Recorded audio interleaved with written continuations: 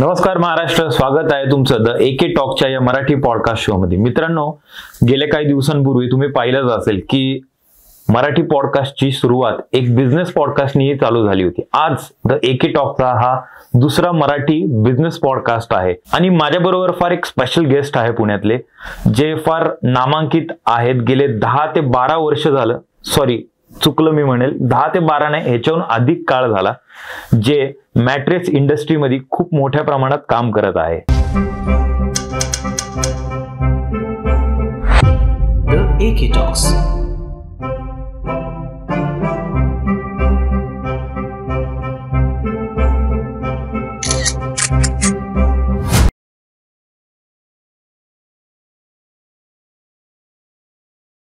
आज आपल्या बरोबर आहेत रेस्टिगो मॅट्रेस कंपनीचे फाउंडर सुमित पेठानीजी. सरजी नमस्ते. नमस्ते. कशा आहेत तुम्ही? बरं आहे, तुम्ही कसे आहेत? मस्त. कसं वाटतंय तुम्हाला आज द एके टॉकच्या या मराठी पॉडकास्ट शो मध्ये येऊन? मला चांगलं वाटलं इथे येऊन. पहिले तर माझा पहिला पॉडकास्ट आहे. पहिलेच तुम्हाला कॉन्टॅक्ट केलं तर तुम्ही म्हणला असं आहे तसं आहे, मग नंतर आपला बोलणं झाला. बरोबर. आणि आता आम्ही इथे आलो. आम्हाला पण फार चांगलं वाटलं तुमचं सेटअप वगैरे, तुमचं हे वगैरे सगळं मध्ये चांगलं आहे. धन्यवाद धन्यवाद. काय सांगताल, कधी ही सुरुवात झाली होती ह्या व्यवसायाची? या व्यवसायाची सुरुवात झाली मी जुलै 2010 पुणेमध्ये आलो. ओके. गुजरातवरून इथे शिफ्ट झालो. ओके. त्याच्यानंतर 2 ऑक्टोबर 2010 आम्हाला असं वाटलं की आम्हाला होलसेलचा बिझनेस करायचं, रिटेलचं करायचं नाही. ओके.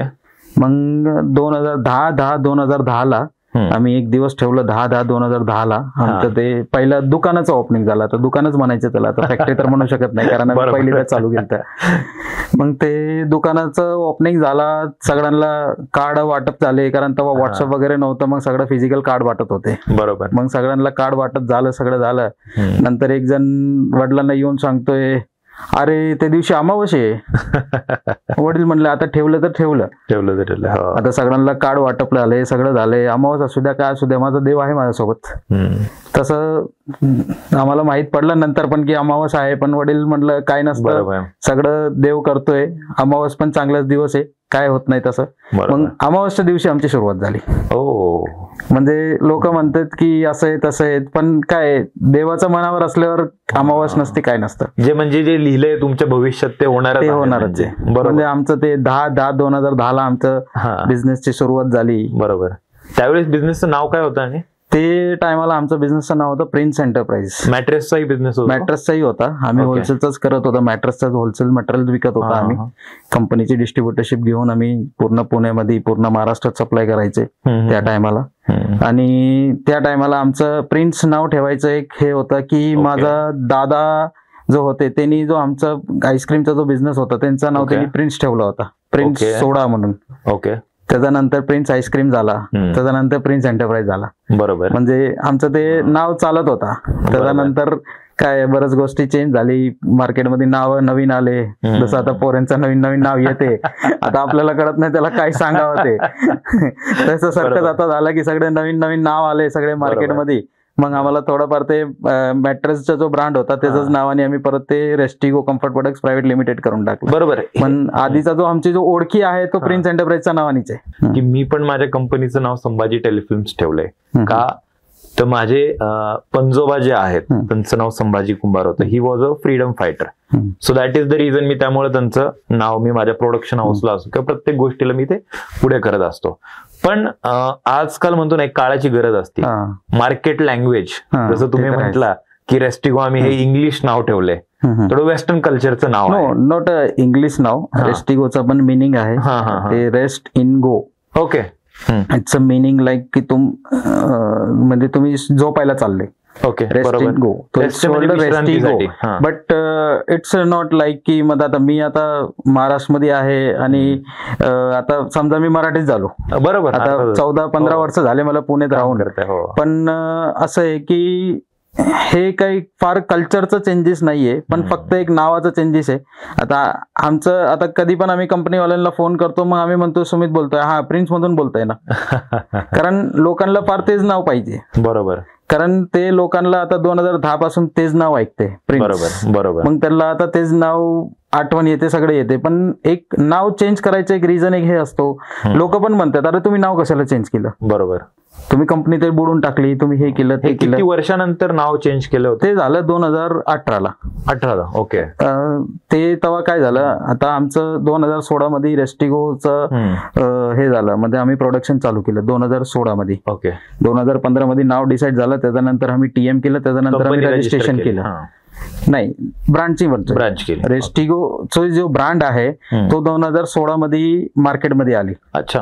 2015 मध्ये आम्ही नाव डिसाईड केलं, त्याच्यानंतर आम्ही ट्रेडमार्कला गेलो. ट्रेडमार्कचं आम्हाला रजिस्ट्रेशनचं कन्फर्मेशन भेटल्यानंतर आम्ही ब्रँड लॉन्च केली मार्केटमध्ये. कारण बऱ्याच वेळा काय असते, लोकांना फक्त धंदा करायचा माहिती आहे, पण त्यांना हे नाही माहिती की आपली ब्रँडची व्हॅल्यू काय. आता समजा मी रेस्टिगोला एक ट्रेडमार्क केलं, त्याच्यानंतर रजिस्ट्रेशन केलं, मग आता माझं ते नाव कोण घेणार नाही. आता मी तिथे सेफ झालो.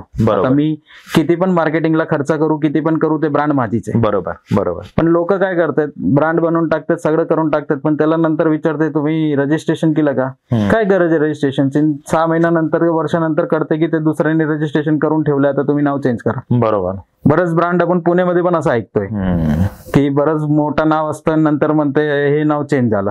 का बरं, तर दुसऱ्यांनी केस जिंकलं, त्यांनी रजिस्ट्रेशन केलं. मग हे पण एक फार महत्वाची गोष्ट आहे. बरोबर. तुमचं ब्रँडला रजिस्ट्रेशन करायचं हे पण एक फार महत्वाची गोष्ट आहे. बरोबर बरोबर. लोकांना असं लाईट वाटतं ट्रेडमार्क करणं वगैरे. ट्रेडमार्क तुम्ही केलं, त्याच्यानंतर त्याचा टायमिंग असतो, ते टायमिंगच्या नंतर ते रजिस्टर्ड होतं. ते रजिस्टर्डचं तुम्हाला सर्टिफिकेट भेटतं आणि ते ब्रँडचे एक व्हॅल्युएशन मध्ये पण ऍड होतं. 2010 ते 2016च्या प्रवासाबद्दल. 2010 ते 2016चा प्रवास जर आता फ्लॅशबॅक मध्ये गेलं तर डोळ्याला पाणी येते. हो, कारण पिक टाइम असेल तो स्ट्रगलचा टायमिंग होता. बऱ्याच गोष्टी असते. ते काळामध्ये माझं लग्न पण झाले, सगळं फायनान्शियल हे ते सगळं झाले. पण एक गोष्ट अशी असते की जेव्हा मी 2010ला बिझनेस चालू केलं ऑक्टोबर मध्ये, त्याच्यानंतर मी जायचे दुकानात बसायचे, दिवसाला 2-3 किलो विकायचे. धंदा किती, 300 रुपयाचा आणि 400 रुपयाचा. बरोबर. आणि मी बाहेर बोर्ड लावला होता की आम्ही फोमचे डिस्ट्रीब्युटर आहे, आम्ही मॅट्रेसचे डिस्ट्रीब्युटर आहे. आणि घरी जाऊन असं डोळ्याला पाणी यायचंय की मी म्हणलं होता वडिलांना की आपण असं मोठा बिझनेस करू, आपण होलसेलचा करू, आणि मी आता 200-300चा धंदा घेऊन येतोय घरी. किती पिलो विकले, बोले 2 पिलो विकले, 2 उश्या विकले, 4 उश्या विकले, 5 उश्या विकले. बऱ्याच गोष्टीला असं यायचं की बाबा कसं होणार, काय होणार, काय होणार. त्याच्यानंतर 2011 पासून आमचा जो बिझनेस चालू झाला, लोकांना माहित पडलं इथे अजून एक दुकान उघडली आहे. त्याचा अगोदर असं होतं की ते 2-3 जो जुने प्लेयर होते तेच धंदा करत होते. बरोबर. त्याच्यानंतर मार्केटमध्ये आम्ही आलो, सगळ्यांना माहित पडलं ह्यांच्याकडे पण मटेरियल भेटते, हे ते. 2012 पासून आमचं व्यवस्थित स्टेबल झालं, सगळं झालं. पण आता काय माझं मनात असं आहे की तुम्ही स्टेबल झाल्यावर तुम्ही संपूर्ण नाही यायचे. तुम्ही एका गोष्टीला स्टेबल झाल्यावर दुसरी गोष्ट विचारायची. बरोबर. मग आम्ही तेव्हा त्या टायमाला नानापेठला होते. ओके. मग नानापेठला आम्ही 2013 मध्ये अजून एक दुकान उघडले. बरंच मोठं स्टोर असेल नानापेठेत तुमचं? नाही, ते मी जेव्हा स्टार्टिंग केलं तेव्हा 250 स्क्वेअर फूटचाच होता फक्त. तेव्हाच मी सगळं मॅनेज करायचे. त्याच्यानंतर 250 स्क्वेअर फूट म्हणजे मॅट्रेसचं नाही, मटेरियलचं होतं. मटेरियलचं होतं फक्त. मॅट्रेसचं वेगळं झालं. मॅट्रेसचं तुमचं 250-300 मध्ये तुम्ही एक नॉर्मल सेटअप करू शकता. पण होलसेलचा बिझनेस म्हणल्यावर फार जागा लागते. त्याच्यानंतर आम्ही 2011 पासून गोडाऊन घ्यायचं चालू केलं. अच्छा. 1000 स्क्वेअर फूट 1200 स्क्वेअर फूटचं गोडाऊन घेतलं तिथं नानापेठमध्ये. त्याच्यानंतर 2013 मध्ये आम्ही अजून एक ब्रांच उघडलं तिथेच नानापेठमध्ये. कारण लोकांना कन्व्हिनियन्सी पाहिजे होते की इथं पण माल भेटा पाहिजे, तिथे पण माल भेटायला पाहिजे. बरोबर. मग आम्ही एक मेन रोडने आम्ही परत एक दुकान चालू केली आमची 2013ला. ते दुकानला आम्हाला फार रिस्पॉन्स चांगला भेटला. त्याच्यानंतर 2014ला शेवटीची स्माईल आपलं लग्न. बरोबर. लोक म्हणतात ना, मग लग्न केलं मग आपण हे झालो ते झालो, पण आपलं ते 2014 मध्ये लग्न झाले. त्याच्यानंतर फार गोष्टी सगळे वेगळे चालले, मध्ये फॅमिली रिस्पॉन्सिबिलिटी. आणि त्याच्यामध्ये कसं आहे की आमचं तिथे नानापेठ मध्ये होतं, आमचं मटेरियल येतो कंटेनर मध्ये, 32 फुटी कंटेनर मध्ये मटेरियल यायचं. तेव्हा जर असं बसलेलं असतं की काय असलं की माहित पडलं की उद्या कंटेनर येणार आहे, मग पोरांना सांगायचे सकाळी 6 वाजता या, कारण नो एंट्री वगैरे सगळं असतं. मग कोण आलं तर आला, नाही आलं तर नाही आलं पोरं. मग गाडी आपल्यालाच खाली करावं लागते. बरोबर. सगळे मटेरियल खाली करायचे, गोडाऊन मध्ये टाकायचे, सगळं मीच करायचे. बरोबर. सकाळी 6 वाजता यायचे, 9 वाजेपर्यंत तो करायचे, परत घरी जायचं, आंघोळ वांघोळ करून शेट होऊन दुकानात यायचे. बरोबर. मला एक थोडासा मी पर्सनल प्रश्न विचारतो तुम्हाला. मी असं ऐकलंय की तुम्हाला तुमच्या वाईफचा फार सपोर्ट असतो नेहमी, म्हणजे लग्न झाल्यापासून बरंच सपोर्ट असतो.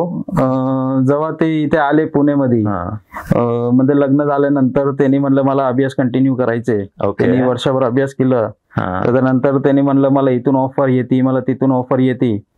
मग म्हणलं किती तुम्हाला ऑफर येते, त्याच्यापेक्षा फार मला तुम्ही मला सपोर्ट करा, मी त्याच्यापेक्षा तेवढं ग्रो करेल. मग त्यांनी ते माझं ऐकलं, मला पूर्ण सपोर्ट केलं. तेव्हा पण करत होते, पण त्याच्यानंतर मला फुल सपोर्ट दिलं त्यांनी. सगळं मॅनेजमेंट बघायचे, अकाउंटिंग बघायचे. मला अकाउंटिंगची काही टेन्शनच नाहीये. ओके.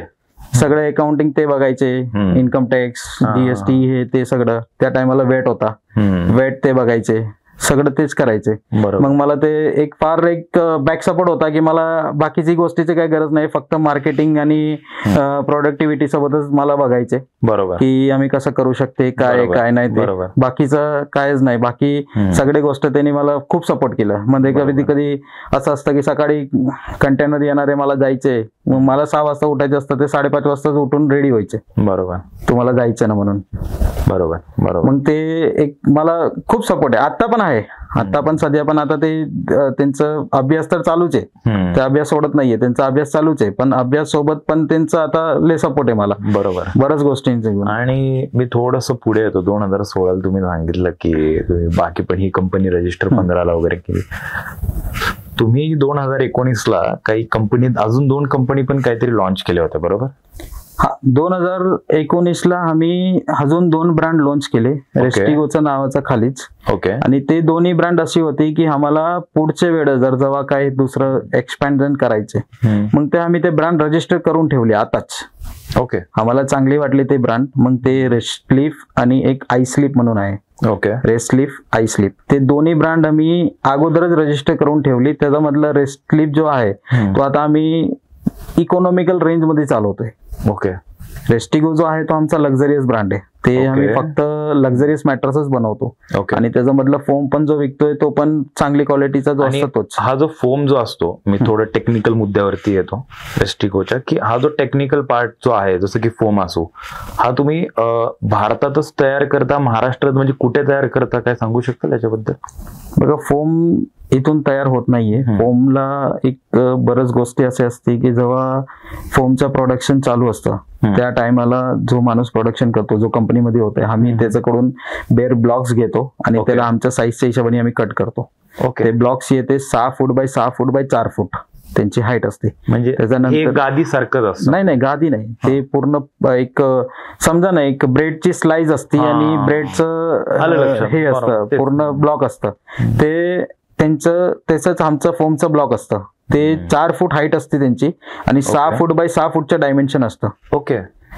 ते आम्ही त्याला कट करतो. पण तो जिथे प्रोडक्शन होतोय तेव्हा जेव्हा प्रोडक्शन घ्यायचं, आता समजा माझी कंपनी आहे, मला तिथून प्रोडक्शन घ्यायचे, मग मला सकाळचं संध्याकाळपर्यंत फोरकास्ट बघावं लागतं की क्लायमेट काय राहणार आहे, कसं हिशोबाने क्लायमेट राहणार. जर सकाळ समजा त्यांनी प्रोडक्शन चालू केलं तर ऊन असतं आणि समजा 1 तास प्रोडक्शन चाललं, त्याच्यानंतर समजा पाऊस पडला की ते प्रोडक्शन वेस्ट होऊन जातं. आणि त्या प्रोडक्शनची फार जास्तीच अमाऊंट असते, काही एवढं बारका अमाऊंट नसतं की ते सोडून द्यायचे. बरोबर. मग हे सगळ्या गोष्टीला बरंच वेळ हे बघावं लागतं. आणि आपलं पुण्याचा क्लायमेट असं आहे की फार चांगलाच क्लायमेट असतो, कधी गारच असतो नॉर्मली. नॉर्मल दुसरे सिटीपेक्षा आपलं पुणे गारच असतो नॉर्मली, आणि त्यांना जो आहे तो हीट क्लायमेट लागते.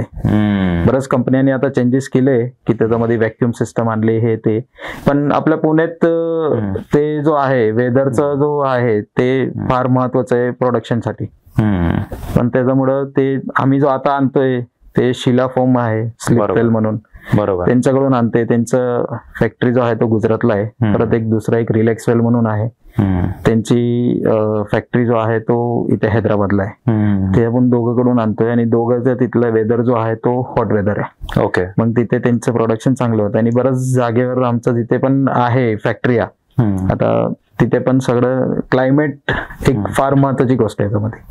हा बिझनेस फक्त पुणे किंवा महाराष्ट्रापुरतं सीमित आहे का तुम्ही महाराष्ट्राच्या बाहेरही काम करताय?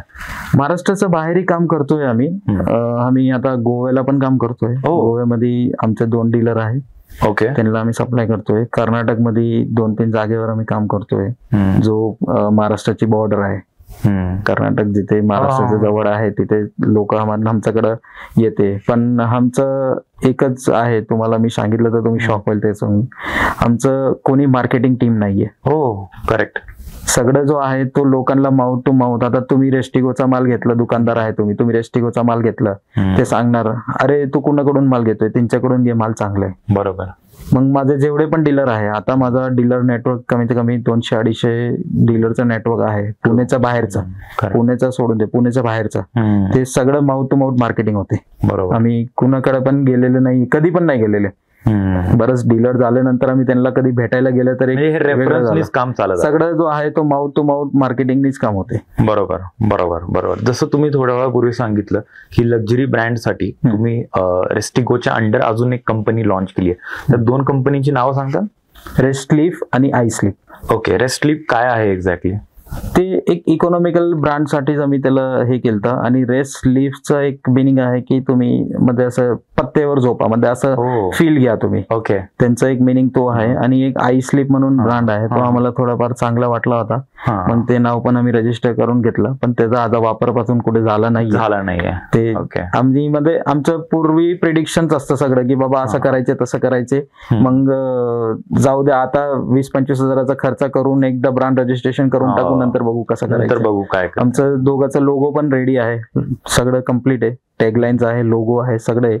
पण ते सगळं जो आहे तो आम्ही तसंच आहे की पहिले रजिस्ट्रेशन करून ठेवायचं, नंतरच हे करायचं. म्हणजे मी असं बोलू शकतो की भारतामध्ये भविष्यात खूप मोठा धमाका होणार आहे काहीतरी. रेस्टिगो ब्रँड का लोकांनी घेतला पाहिजे? बघा, मॅट्रेस तर भरपूर भेटेल तुम्हाला मार्केटमध्ये, बरेच कंपन्या पण आहे, आमच्यापेक्षा मोठी कंपन्या पण आहे जो प्रोडक्शन करते. पण आमच्या मॅट्रेसमध्ये एक चांगली गोष्ट हे आहे की आम्ही जास्तीत जास्त टेक्निकल मटेरियल यूज करतो. ओके. जसं आता तुम्हाला झोपायचंय तर तुम्हाला झोपण्यामध्ये कुठलं टेक्निकलनी तुम्हाला झोपायला पाहिजे ते आम्ही त्याच्यामध्ये फार इफेक्टिव्ह असतं आमच्यासाठी. तर ऑर्थोपेडिक फोम आहे त्याच्यामध्ये आतमध्ये, ते ऑर्थोपेडिक फोम काय रेंजनी घ्यायला पाहिजे, त्यांचं मेजर्स काय असते, डेन्सिटी, आमचं याच्यामध्ये डेन्सिटी असते सगळे क्वालिटीची, ते डेन्सिटी काय व्हायला पाहिजे ते सगळं जो आहे तो मान्य करतोय. आणि दुसरी एक गोष्ट, आता आम्ही जो आहे आता आम्ही आताच लॉन्च केले CNC profile cutting mattresses. Okay. ते वेगळे वेगळे शेपनी असतात, म्हणजे असं कर्व शेप असतं, राऊंड शेपनी. पण मी तुमच्या राऊंड तर बेडचं हे असतं, ते राऊंड बेड पण आम्ही प्रोव्हाइड करतो लोकांना. आता लक्झरियस साठी जास्तीत जास्त राऊंड बेड आता चालतात. बरोबर. मग आता काय कोविडच्या नंतर लोक घरामध्ये खर्च करायला लागले, कारण त्यांना वाटतंय परत कधी 2-3 महिने घरी बसल्यावर काय करायचं. मला एक प्रश्न पडतो, लोक खर्च करायला लागलेत का कोविड नंतर? लागले खरंच लागले. राहू दे, काय म्हटलं नाही, 14 दिवस नंतर कुठे घरी येणार की कुठे जाणार ते माहित नाहीये. बरोबर बरोबर. 14 दिवस नंतर परत घरी नाही आलं तर माझ्या पैशाचा काय उपयोग आहे, म्हणून आता लोक खर्च करायला लागले. बरोबर. आणि दुसरं एक गोष्ट, आता आम्ही जो आहे तो कर्विंग जो तुम्हाला सांगतोय त्याच्यामध्ये आम्ही क्रॉस व्हेंटिलेशन फोम घेतोय. ओके. म्हणजे आता सायंटिफिकली क्रॉस व्हेंटिलेशनला तुम्हाला कूलिंग भेटते. आता घरात दोन्ही साईडला खिडक्या असते, त्याचं कारण तोच आहे की ते क्रॉस व्हेंटिलेशन होते. आता तो क्रॉस व्हेंटिलेशनला ह्याला सपोर्ट साठी आम्ही ते हे करते, टेक्निकल फोम यूज करतात.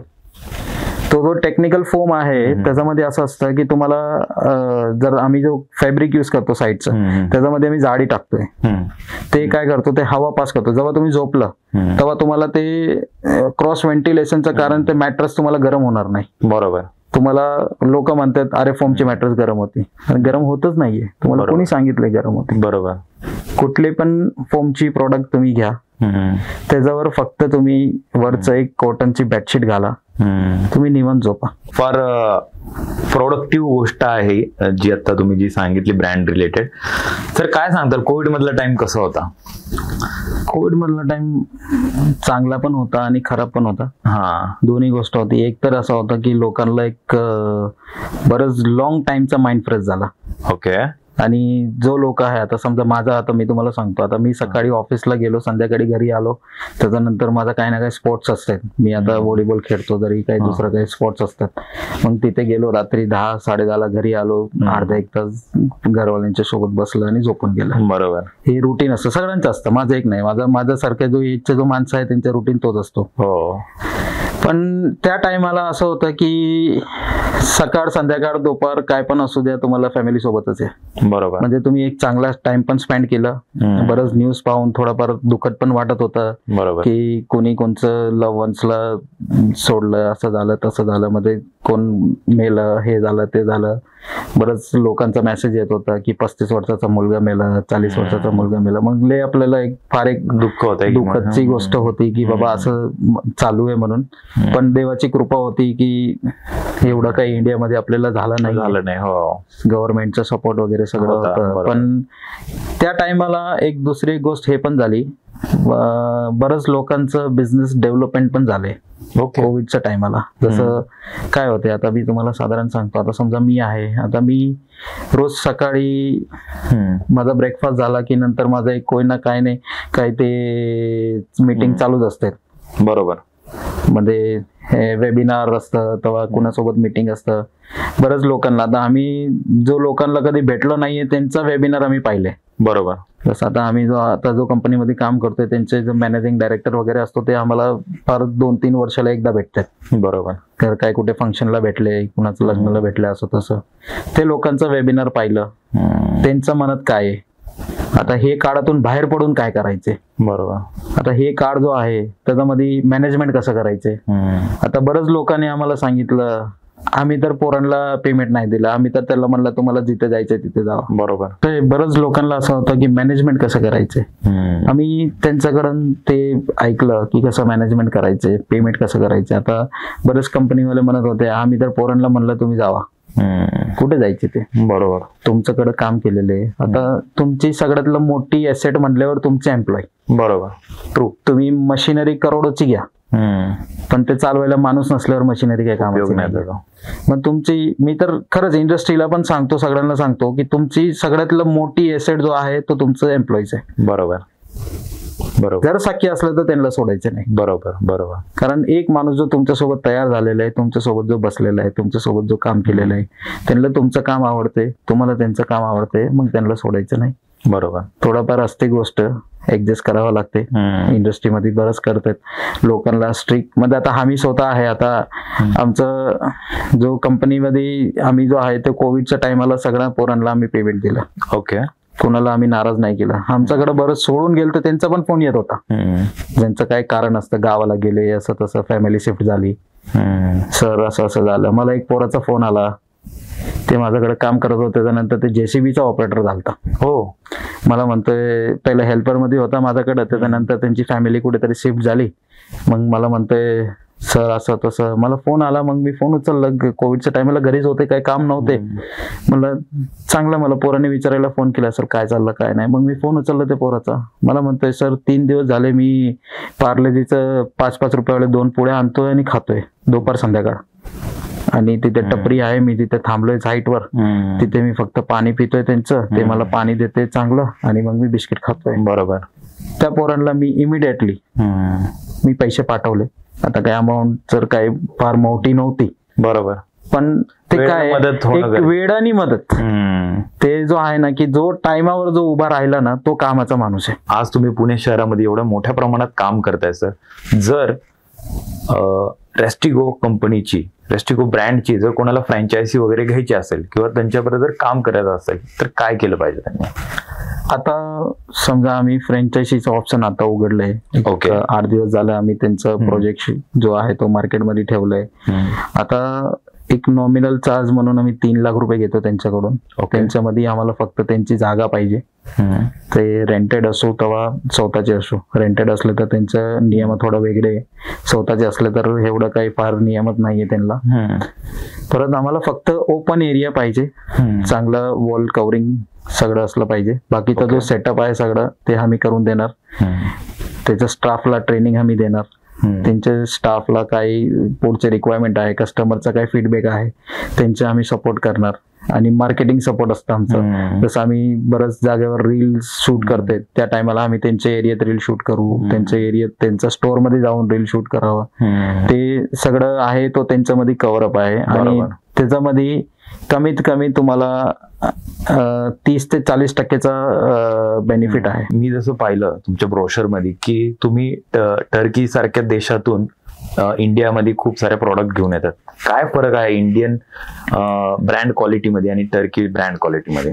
बघा, आता फॅब्रिक इंडस्ट्रीमध्ये टर्कीचं, मॅट्रेस इंडस्ट्रीमध्ये टर्कीचं चांगलं नाव आहे. ओके. टर्कीचं फॅब्रिक US ला जातो, UK ला जातो, कॅनडा वगैरेला जातो, बऱ्याच जागेने जातोय. चांगल्या क्वालिटीने ते मटेरियल विकतात.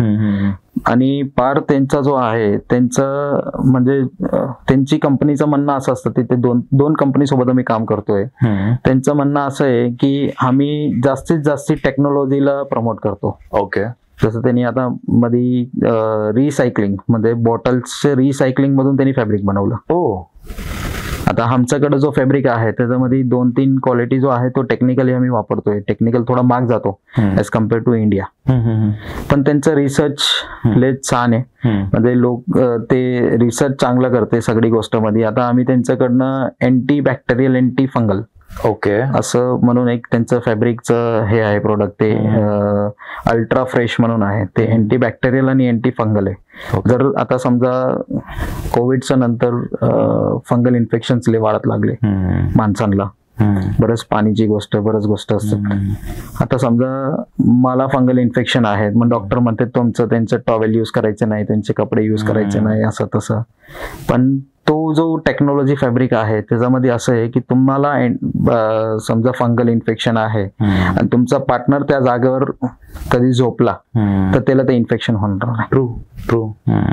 तसलं टेक्नॉलॉजीचं फॅब्रिक आहे ते आपल्या इंडियामध्ये एवढं डेव्हलप नाहीये. म्हणजे आता मेक इन इंडिया मध्ये सगळं चालू झालंय. आता बरेच लोक आम्हाला सांगतात, आम्ही पण असं रिसर्च चालू आहे आमची, होणार आहे. आता एक कंपनीकडून आम्ही आताच मध्ये एक तसंच टेक्नॉलॉजीवाला फॅब्रिक आम्ही आता घेतलं.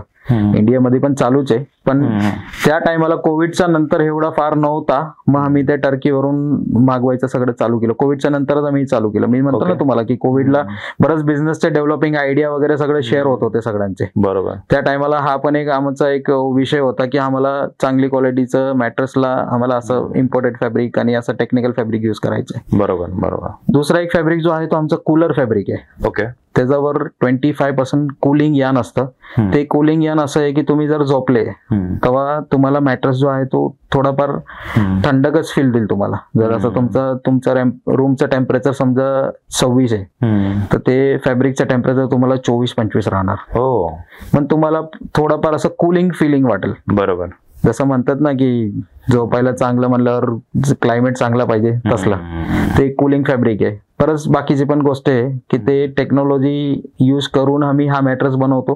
त्याच्यामुळे आमचे मॅट्रेस मार्केटपेक्षा लोक म्हणतात थोडा महाग आहे, पण ते जो आहे तो सगळं लोकांचा जो कम्फर्ट आहे ते बघून ते करून आम्ही ते युज करतो. आणि आमची जेवढी पण प्रोडक्ट आहे ते तेवढी प्रोडक्टवर मी स्वतः 1 वर्ष झोपून ट्रायल घेतलेले. मी स्वतःच, मी कुणाला रिव्ह्यूज तर करते आम्ही, बरोबर, लोकांना रिव्ह्यूज करते, रिटर्न्स लोक येतात आम्हाला, तुम्ही ते मॅट्रेस दिली होती ना तसेच आमच्या पाहुण्याला द्या. बरोबर.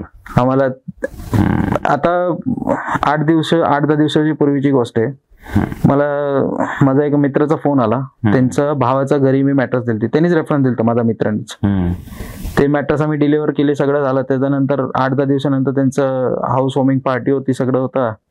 तिथूनच बसून मला रात्री 10 वाजता त्यांनी फोन केले, अरे सुमित, तू ह्यांना जो मॅट्रेस दिली ना तो सेम रेस्टिकोची मॅट्रेस मला पाहिजे. मला भाऊ आता 10 वाजले. मला म्हणते नाही मी तुला सांगतो, परत तू विसरून जाईल मला, तू उद्या ते मॅट्रेस कसं पण कर, पाठव मला घरी. मला लय चांगली वाटली. मग तसं काय आहे की आम्ही जो फिलिंग जो आहे, आता तुम्ही जसं मॅट्रेसवर बसलं, माणूस झोपायला घेतो, पण जेव्हा तुम्ही बसलं तेव्हाच तुम्हाला ते फिलिंग करतं. बरोबर. म्हणजे ह्याचा अर्थ तुमचे रिपीट कस्टमर आहेत. हा, बरंच रिपीट कस्टमर आहेत आणि ते सगळं असंच म्हणते, आम्हाला तू दिल ती ना तेच क्वालिटी द्या. अच्छा. अंदाजे किती रिपीट कस्टमरचा बेस आहे पुण्यामध्ये? आमचा रिपीट कस्टमर फार 60 to 70% जो आहे तो असं जे की तो रिपीट येते, आणि जर ते रिपीट नाही आले तर कोणाला घेऊन येते. अच्छा, आय मीन रेफरन्स काम चालू आहे. जो 5 स्टार हॉटेलला आम्ही पण बरंच हॉटेलला सप्लाय केलं. आता कॅम्प मध्ये आमचं एक कॉमर्शियल बंगलो आहे, त्याला आम्ही आता मॅट्रेस सप्लाय केले. बरंच हॉटेलला पण आम्ही सप्लाय करतो महाबळेश्वरला. त्यांचा जो क्वालिटी आहे तो स्प्रिंग मॅट्रेस असो तेव्हा फोमची मॅट्रेस असतो, हाईट मध्ये असं मेमरी फोम यूज करा जातो. बरंच गोष्टी असतात त्याच्यामध्ये, पॅरामीटर्स असते की हे असं थिकनेस पाहिजे, असं हे पाहिजे, कारण ते हॉटेलमध्ये मॅट्रेस बघितलं तर जाडच असते, 8 इंचची मॅट्रेस असते.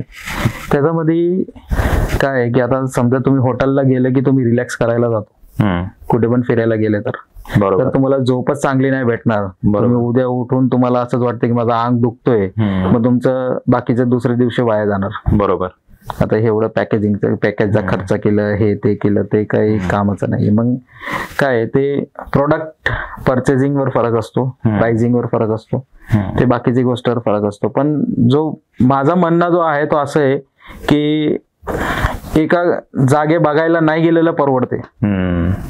6 दिवसाची ट्रिप 5 दिवसात केलेली परवडती. बरोबर. पण हॉटेल चांगली घ्यायला. बरोबर, अर्थातच. कारण झोप चांगली झाली मग तुम्ही रिलॅक्स होणार, मग तुम्ही परत इथे येणार तुमच्या जागेवर, तुमचा बिझनेस असो, तुमचा जॉब असो, काय असो, मग तुम्हाला ते परत असं वाटते की मी कुठेतरी रिफ्रेश होऊन आलोय, माझी बॅटरी चार्ज झाली, मग तिथेच बॅटरी नाही सगळं उडून जाईल, मग काय महत्व नाही ते फिरायला जायचं. बरोबर. मग 5 दिवसाची ट्रिप 4 दिवसात करू, 6 दिवसाची ट्रिप 5 दिवसात करू, पण एकदा बरोबर हॉटेल चांगली पाहिजे, झोप चांगली यायला पाहिजे. कारण माणसाचा पूर्ण जो आहे म्हणजे जो पंचरत्न म्हणतात त्याला, जो बॉडीचा, ते सगळं झोपावर डिपेंड असतो. अर्थातच. बरोबर. आता तुम्ही जेवढं झोपलं तेवढंच तुमचं ते सगळं रुटीन बॉडी मधलं चालू असतो. लोक म्हणतात अरे मला झोप येत नाही, मग काय झालं, कॉन्स्टिपेशन झाला, मला शुगर झाला, मला हायपरटेन्शन झाला, बरोबर, मी डिप्रेशन मध्ये गेलो. बरेच लोक म्हणतात मला रात्री झोपच येत नाही. थोड्या वेळानंतर त्यांना विचारलं तर काय म्हणते, मला डिप्रेशनचे कन्सल्टन्सी चालू आहे. पण का झोपत नाही, काय? ह्याच्यावरूनच मी एक प्रश्न विचारतो की आपण डॉक्टरांकडे वगैरे खूप सारे पैसे इन्व्हेस्ट करतो एक एज नंतर, कारण आपल्याला हेल्थ इश्यू होतात. बरोबर. सो माझा तोच एक प्रश्न आहे की आपण मॅट्रेस वरती पर नाईट किंवा पर इयर म्हणू शकतो किती पैसे इन्व्हेस्ट केले पाहिजेत? बघा आता साधारण एक डबल बेडची मॅट्रेस जो आहे 5 फूट बाय 6 फुटाची चांगली मॅट्रेस तुम्ही घ्यायला गेले तर 20,000ची मॅट्रेस येते. ओके. म्हणजे नॉर्मल. फार मी जास्ती पण नाही सांगत, फार कमी पण नाही सांगत. Size 5 foot by 6 foot double बेडची जो मॅट्रेस असते, जो नॉर्मल लोक जो आता घरामध्ये घेतात ते एक 25,000 तुम्ही धरा. जर 25,000 तुम्ही मॅट्रेसचा धरला, आता साधारण मॅट्रेसची वॉरंटी आहे 10 वर्षाची. ओके. म्हणजे त्यांनी 10 वर्षाची वॉरंटी दिली, मग 10 वर्ष मॅट्रेस तर चालणार आहे. ते 10 वर्ष मॅट्रेसची जर तुम्ही पाहायला गेले तर तुम्हाला वर्षातला फक्त त्याचा 2,500 रुपये खर्च येतो. हो. आणि त्याला जर तुम्ही दिवसामध्ये डिवाइड केलं 6.5 रुपये खर्च येतो. 6.5 रुपये. ओके. आता मला सांगा, आता तुमच्या हिशोबामध्ये दिवसाला 6.5 रुपये काय मान्य राहत? काहीच नाही. लोक म्हणतात आम्ही लाख रुपयाची, 5-5 लाख रुपयाची, 2-2 लाख रुपयाची SIP करतोय. मग काय SIP करतोय तुम्ही? एकदा 25,000 टाकून रोज 5 रुपये गल्लत टाका ना, आणि तुमचं 10 वर्षात पैसे निघून जाईल मॅट्रेसचे, आणि तुम्ही चांगली झोप पण घेणार. आणि दिवसातले जसं तुम्ही सांगितलं 24 तासातले 10 तास कमीत कमी आपण त्या मॅट्रेस असणार आहे. लोक आता मी तुम्हाला सांगतो, आता लोक चांगला सोफा घेतात, चांगल्या गाड्या घेतात. ते लोक काय म्हणते, ते समोरचा माणूस बघून मला विचारणार. जर आता समजा माझ्या घरी पाहुणे आले, मी रात्री झोपून उठलं, मग ते विचारणार का झोप कशी झाली, तुमची गादी कशी होती? नाही विचारणार. बरोबर. सोफ्यावर बसल्यावर म्हणते हा सोफा छान आहे, कुठून घेतलं? पण ते गोष्ट एक वेगळी झाली, ते दाखवायची गोष्ट झाली. पण आता आपली हेल्थ बघा, आपलं काम, आपली कामाची पद्धती बघा. आता समजा दिवसभर तुम्ही समजा एक साधारण माणूस 2 व्हीलरवर फिरतो. सगळ्यांना असंही नसतं की कारवर जाऊ, कोणाला ट्रॅफिकचा प्रॉब्लेम असतं, काय असतं, कारवाल्यांना पण प्रॉब्लेम होतं. पण आता फक्त एक आपण समजा एक 2 व्हीलरचं घेऊ, माणूस ऑफिसला जातो, परत येतो, रात्री त्यांना झोप चांगली पाहिजे. बरोबर. लोक काय बघते त्यांच्यावर लक्ष द्यायच्या पेक्षा आपली हेल्थवर लक्ष दिलं बरं परवडतं. बरोबर. 2014ला माझ्याकडे एक क्लायंट आला, 2014 किंवा 2015ला, मला आठवण नाही एवढी. ते मला म्हणतोय मला ऑर्थोपेडिक मॅट्रेस पाहिजे. ओके. म्हटलं आहे आमच्याकडे ऑर्थोपेडिक रेंज मध्ये असे मॅट्रेसेस आहे. तो म्हणलं मी बरंच कंपन्या पाहिलं असं तसं. म्हणलं बघा आमचं स्वतःचं प्रोडक्शन आहे, आम्ही असं असं तुम्हाला बनवून देतो, ते ऑर्थोपेडिकच आहे. म्हणजे असं नावाला सांगायला ऑर्थोपेडिक नाहीये, खरंच ऑर्थोपेडिक आहे. मग तो माणूस मी जेव्हा चेहरा बघितला ना, मग एवढा चेहरा त्याचा उतरला होता. मग मी त्याला विचारलं, मला नेमकं तुम्हाला काय पाहिजे तुम्ही ते सांगा, मग त्याच्या हिशोबाने मी सांगतो. मला आता 7-8 वर्ष झाले या इंडस्ट्रीमध्ये, मला बार नॉलेज आहे. साधारण माणूस होता, मिडल क्लास फॅमिलीचा होता तो. त्याने मला म्हणलं, मला डॉक्टरनी सांगितलं ऑर्थोपेडिक घ्या, मला लोअर बॅकचा प्रॉब्लेम आहे, असं आहे तसं आहे. मग म्हणलं मी 2 वेळा ऑनलाईन मॅट्रेस मागवली, मला तरी पण पेन तसंच आहे. मग मी एक कंपनीची मॅट्रेस घेतली, ते पण तशीच आहे. माझ्याकडे आता हाच साईजची, माझा साईज पण माहिती आहे, 4 फुटाची त्याची मॅट्रेस होती, 4 फूट बाय 6 फुटाची. मला म्हणतो माझ्याकडे 4 मॅट्रेस घरी पडली, मी आता परत मॅट्रेस घ्यायला आलोय. ठीक आहे, हे चांगली आहे, असं आहे तसं आहे. मला म्हणतो साहेब माझ्याकडं स्प्लेंडर होता, बोले होंडाचा, हिरो होंडाचा. म्हणून चांगलं आहे, म्हणजे माणूस सांगतोय मग आम्ही ऐकतोय. कारण काय माणूसला कसं आहे, आताचा टाइम असं आहे की लोकांना बोलायला कोणतरी पाहिजे. आता सोशल मीडियाचा टाइमला ऐकायला लय कमी आहे लोक. आता जर आपण ग्रुप मध्ये पण बसलं तर काय मित्र 2 गोष्ट ऐकणार, नंतर त्यांचं इंस्टाग्रामवर रील चालू करतो. ट्रू. मग मला माणूस बोलतोय, मग आम्ही ऐकतोय. मग ते मला म्हणले साहेब मी ते 2 व्हीलर विकून टाकली. मला का बॅकचा प्रॉब्लेम होता म्हणून विकून टाकली, आता मी बसनी ट्रॅव्हल करतो. मग मी शॉक झालो, म्हणलं बॅकचा प्रॉब्लेम आहे, माणूस बसनी ट्रॅव्हल कसं करू शकतो. बरोबर. स्वतःची 2 व्हीलर विकून, जर 2 व्हीलरला तर आपल्याला ऑप्शन असतो की आपण हळू चालू शकतो, असं तसं. साहेब मी ते गाडी विकून एवढी गाद्या घेतली, तरी पण मला एवढं फरक पडत नाहीये. बरोबर. मी म्हणलं चुकी तुमची नाहीये, चुकी तुमची गादीची. तुम्ही म्हणलं आतापर्यंत कापसाची गादीवर झोपला असेल, त्याच्यानंतर तुम्ही कुठली बाहेरून गादी घेतली असेल, ती गादी कुठली आहे काय तुम्हाला त्याचं नॉलेज नाही. त्याला काय माहीतच नव्हतं ते माणसाला. ते माणसाने स्वतःची बाईक विकून डॉक्टरला पैसे भरलं आणि त्याने गाद्या घेतल्या. तर आम्ही कस्टमरला असंच सांगतोय की स्वतःची वस्तू विकून डॉक्टरला पैसे द्यायचे, त्याच्यापेक्षा चांगली वस्तू आमच्याकडून घ्या. बरोबर. त्याच्यावर चांगलं झोपा, तुम्हाला चांगला फिट हे जो आहे तो बॅक सपोर्ट वगैरे जो आहे, जो ऑर्थोपेडिक, आम्ही पण ऑर्थोपेडिक मॅट्रेस सप्लाय करतो. आमच्या सगळे मॅट्रेसला ऑर्थोपेडिक फॉर्म असतात. बरोबर. तुम्ही ते घ्या, त्याच्यामध्ये तुम्हाला चांगलं झोप भेटेल, चांगलं हे भेटेल. आता डॉक्टरकडे गेला, आता डॉक्टर काही स्वस्त नाहीये. बरोबर. याची कॉस्टिंग कितीपर्यंत जाते? आमची जो मॅट्रेसची कॉस्टिंग आहे तो साधारण 15,000 पर्यंत स्टार्टिंग आहे डबल बेडची. ओके. कसं आहे की लोकांना कॉस्टिंग फार महत्वाची असते, आणि आमची प्रोडक्ट जो आहे तो अशी आहे की लोकांना जर समजा घराचं इंटेरियर करायचंय, आता सर समजा पुण्यामध्ये तर असं नाही, जर गावात गेलं की पहिलं सिमेंट चांगली घ्यायचे. बरोबर. कारण काय तिथून स्टार्टिंग होते, मग आपल्याकडे लय पैसे आहे. बरोबर. सिमेंट चांगली घेऊ, कलर चांगला करू. बरोबर. बरोबर. आमची जो गोष्ट आहे तो शेवटीला येते, म्हणजे सगळं फर्निचर झालं, सगळं झालं, त्याच्यानंतर आता काय संपल्यावरती आता गाद्या बघा आणि कर्टन बघा. मग आता पडदे घ्यायचे, गाद्या घ्यायचे, मग आपलं घर झालं कम्प्लीट. मग शेवटीला काय माणसाकडं पैसे संपलेला नसते, कारण आता घराचं काम काढलं की मग माणूसला काय पैशाचं हे नसतं, इथे पैसे गेले तिथे पैसे गेले. मग आमचे प्रोडक्ट येते शेवटीला. पण शेवटीला असो तेव्हा स्टार्टिंगला असो, कॉस्टिंग पेक्षा तुमचा कम्फर्ट जो आहे तो लय गरजेचा आहे. बरोबर. बरोबर.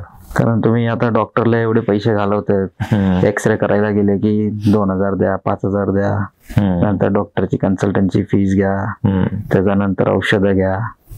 पण का औषधं? बरोबर. बरोबर. आणि तुम्ही आता पण तुम्ही आयुर्वेदचं कुणा पण वैद्यला विचारा, तेव्हा कुणा पण चांगल्या डॉक्टरला विचारा जो आयुर्वेदचं रिसर्च करते, तर ते पण तेच सांगते, तुमची झोप चांगली, तुम्ही स्वस्त. बरोबर. बरोबर. अर्थातच मी माझ्या पुढील प्रश्नावरती येतो की आपल्या पुण्यातले जे स्टोर आहे तिथे काही रेस्टिगो कम्फर्टच्या मॅट्रेस वरती काही EMI चा काही ऑप्शन आहे, किंवा जर कोणाला काही फ्रँचायझी वगैरे घ्यायची असेल आणि त्याच्याकडे एवढी काय इन्व्हेस्टमेंट करायला अमाऊंटच नसेल, तर काय केलं पाहिजे त्याने? बघा, फ्रँचायझीचा जो ऑप्शन आहे तो एक असं आहे की तुम्हाला पूर्ण स्टोर आम्ही ओपन करून देतोय. ओके. त्याच्यामध्ये आता समजा बरंच आता फ्रँचायझीचं मार्केट खूपच वाढले इंडियामध्ये, की त्यांचं नाव घ्यायचं, त्यांना फ्रँचायझीची कॉस्ट द्यायची आणि आपण आपला धंदा करायचा. बरेच लोक करतात आणि चांगला पण रिस्पॉन्स आहे. काहीच ब्रँड आहे तो चांगला पण रिस्पॉन्स. आता बरेच जो इंटरनॅशनल कंपनी आहे, मॅकडॉनल्ड्स, KFC, त्यांचं करोडोवर असतं. बरोबर. त्याच्यावर माझे 3 लाख तर काय फार मोठे नाही. आणि दुसरी एक गोष्ट अशी आहे की जर समजा EMI ची जो ऑप्शन आहे, तुम्ही जर EMI चा विचारला तर EMI तर असं आहे की आमचा जो डीलर आहे, आता बाकी बऱ्याच कंपन्यांनी डायरेक्ट डीलरलाच EMI चे ऑप्शन दिलेले. जर तुम्ही समजा गाडी घ्यायला गेलं तर डीलर त्याच्यामध्ये एलिजिबल आहे EMI मध्ये. त्यांचा जो कंपनीकडे टायप आहे तर तो तुम्हाला तिथूनच EMI करून भेटून जाईल. त्याच्यामध्ये आमचा काय रोल नसतं. बरोबर. ते डीलरचा आणि तुमचा रोल असतं. आणि थर्ड पार्ट जो आहे, तुम्ही म्हणता आमच्याकडे पैसे नाही ना आम्हाला तुमची प्रोडक्ट घ्यायचे, देतो ना आम्ही.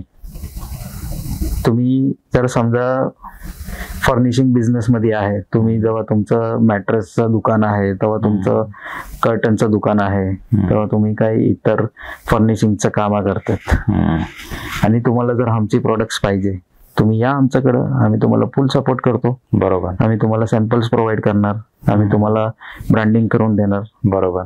आम्ही तुम्हाला ट्रेनिंग देणार प्रोडक्ट्स मध्ये काय काय नाही ते. बरोबर. तुम्ही कस्टमर कडून ऑर्डर घ्या, आम्हाला ऑर्डर पास ऑन करा, आम्ही सप्लाय करतो. बरोबर. त्याच्यामध्ये तुम्हाला तर 0 कॉस्ट आहे. बरोबर.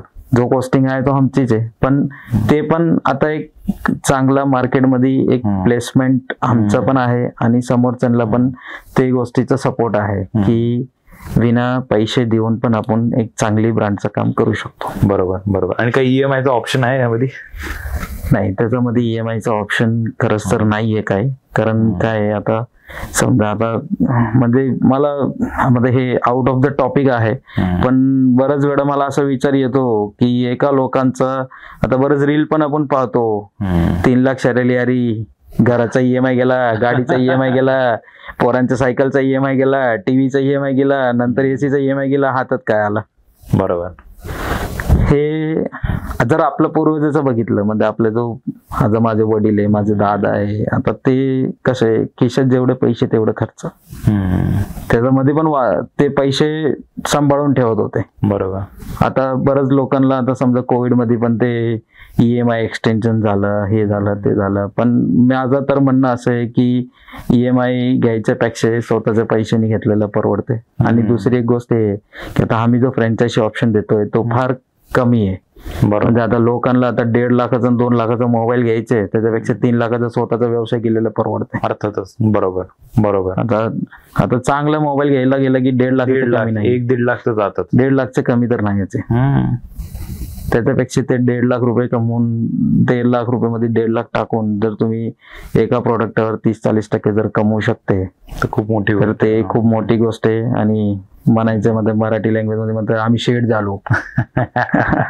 तसलं तुम्ही स्वतःचा बिझनेस करून तुम्ही सेट होऊ शकता. बरोबर. बरोबर. आणि ह्याच्यामध्ये असं पण आहे की तुम्ही समजा आता बरेच लोक आहे म्हणजे आता आम्हाला आता आम्ही जो रील टाकली होती, आम्हाला बरेच लोकांची इन्क्वायरी आली हिंजेवाडी करून, जो IT प्रोफेशनचा आहे, दुसऱ्या कंपनीमध्ये कामाला आहे कोण, ते म्हणते सर आम्हाला करायचं तर आम्ही कसं करू शकतो. मग आम्ही त्यांना एक सजेशन केलं, तुम्ही जागा पहा, तुम्ही सगळं सेटअप करा, तुम्ही तिथे एक मार्केटिंग मॅनेजर ठेवा, तुम्ही स्वतःचा स्टोर तुम्ही चालू करा, तुमचं नोकऱ्या तर चालूच आहे, स्वतःचा स्टोर चालू करा. शनिवार रविवार सुट्टी असते, असं धरा 6 महिने आपल्याला शनिवार रविवार सुट्टी नाही, 6 महिने स्टोरवर जाऊन बसा, कस्टमरची डायरेक्ट कॉन्टॅक्ट करा, पोरे तर आहेच तुमचं काम करणारे मागे. बरोबर. तुम्ही स्वतःचा बिझनेस चालू करा, तुमच्या नोकऱ्या पण चालू आहे, तुमचं साईड बिझनेस पण चालू आहे. बरोबर. आणि IT कंपनीला आता एवढं पेमेंट आहे, मग 3 लाख रुपये त्यांचं काही फार मोठी अमाऊंट नाही. ते कसं आहे की तुम्हाला तुमचं काम पण चालू आहे, तुम्हाला एक साईड इन्कम पण चालू आहे, तुम्ही एम्प्लॉयमेंट देते, 2-3 लोकांना काम भेटेल आणि तुमचं पण ग्रोथ होईल समोर, ब्रँड सोबत तुमचं पण ग्रोथ. बरोबर. आपला जो ब्रँड आहे हा सक्सेसफुल आहे आणि आहे तर का आहे? बघा, आमचा ब्रँड सक्सेसफुल आहे कारण एक हे की आम्ही जो मटेरियल प्रोव्हाइड करतो तो कस्टमर आमच्याकडे रिपीट येतो. सक्सेस रेट तिथेच माहीत पडतो जेव्हा कस्टमर तुमच्याकडे परत आलं, जेव्हा कस्टमरने तुमच्या नावावर माल घेतला. समजा म्हणून आलं की आम्हाला रेस्टिगोचीच मॅट्रेस हवे, मग ते कस्टमरचा मध्ये जो आम्हाला जो आतून जो सॅटिस्फॅक्शन भेटतो ऍज अ फाउंडर होऊन ते एक वेगळं असतं. बरोबर. आणि फेल्युअरचं असं आहे की आम्हाला 2-3 वेळा फेल्युअर फेस करावं लागले मार्केटमध्ये. कारण आता साधारण जर कंपनीची मॅट्रेस, तेव्हा साधारण तुम्ही दुकानदारकडून जो बनवून मॅट्रेस घेते कस्टमाइज, त्याची प्राइस असते 7,000, 8,000, 9,000 रुपये. आम्ही विकतोय 15,000 रुपये आणि 20,000 रुपये मध्ये. पण ते आमची जो क्वालिटी आहे त्याच्यामध्ये आम्हाला 2-3 वेळा तसं फेल्युअर पाहायला भेटलं की डीलरला आम्ही मटेरियल सप्लाय केलं, नंतर म्हणते तुमचं मटेरियल महाग आहे. बरोबर. पण त्यांना ते प्रमोट करायला येत नाही की ह्याच्यामध्ये क्वालिटी काय आहे, त्याच्यामध्ये काय. बरोबर. पण आमच्या मनावर तर आम्ही सक्सेस आहे, कारण आमचा रिपीट कस्टमरचा जो रेशिओ आहे तो जास्ती. बरोबर. बरोबर. आणि रेफरन्सचा जो रेशिओ आहे तो जास्त आहे. रेस्टिगो कम्फर्ट या ब्रँड बरोबर आज ह्या ब्रँडच्या ओनर बरोबर पॉडकास्ट करून फार छान वाटलं. आणि मला एक सांगा, शेवटचा माझा प्रश्न, जर पुणेकरांना किंवा महाराष्ट्रातल्या नागरिकांना ह्या रेस्टिगो कम्फर्टचा जर आनंद घ्यायचा असेल तर त्यांनी तुमच्याबरोबर कसा संपर्क साधला पाहिजे आणि का संपर्क साधला पाहिजे? बघा, संपर्क तर त्यासाठी साधला पाहिजे की तुम्हाला जर चांगला कम्फर्ट हवे असेल तर तुम्ही नक्की आमच्याकडे या. आम्ही गॅरंटी देतो तुम्हाला चांगला कम्फर्ट द्यायची. आणि बरंच लोकांना असं पण असतं, आता समजा कोण मॅट्रेस घेऊन गेलं, 2-3 दिवसानंतर म्हणतात सर आम्हाला थोडंफार अवघड वाटतोय, कम्फर्टेबल वाटत नाही. जसं तुम्ही शूज घालताना तुम्हाला 2-3 दिवस अवघड असतं, त्यासारखं मॅट्रेस मध्ये पण तसंच असतं. तुम्ही कुठे चेंज होते, काय होते. आता बरंच मध्ये आपल्या आजोबा म्हणतात की मी त्यांच्या घरी गेलो, मला झोप आली नाही, का मला माझ्या खाटची आठवण येत होती. बरोबर. त्यांचं सारखं आपलं मॅट्रेसचं पण आहे. आणि दुसरी गोष्ट, जर कोणाला आमची प्रोडक्ट्स पाहिजे, आम्ही उंदरी पिसोलीला आमचं फॅक्टरी आउटलेट आहे. तिथे सगळं प्रोडक्शन पण आहे आणि डिस्प्ले पण आहे. तुम्ही तिथे येऊन बघू शकते. दुसरं गोष्ट, जर तुम्हाला बाकी कुठे एरियात पाहिजे पूर्ण महाराष्ट्रात, तुम्ही फक्त गावाचं नाव सांगा. आमचा कस्टमर केअर नंबर पण आहे. बरोबर. 7423074230. ते आमचा कस्टमर केअर नंबर आहे. त्याच्यावर तुम्ही कॉन्टॅक्ट करा. तुमचं गावाचं नाव सांगा. आम्ही तिथलं तुम्हाला लोकेशन पाठवेल. या लोकेशनवर जावा, तुम्हाला प्रोडक्ट भेटून जाईल. वा, अर्थातच फार छान वाटलं सुमितजी तुमच्या बरोबर बोलून. आणि द एके टॉकच्या या मराठी पॉडकास्टच्या प्लॅटफॉर्म कडून तुम्हाला खूप साऱ्या शुभेच्छा. थँक्यू. आणि इथं आल्याबद्दल धन्यवाद. ऑल द बेस्ट आणि best. Thank you so much. Thank you.